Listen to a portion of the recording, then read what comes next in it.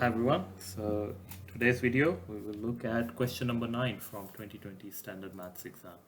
So this question was from networks, but being in part 1 of the exam, it was one of the easier questions. So let's go to past exam questions.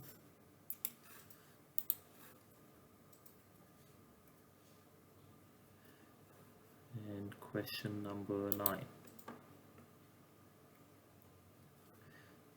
Now, you're told that there are two teams, Team A and Team B. Each of them have 3 members, and each of the member from each team are going to play each other member.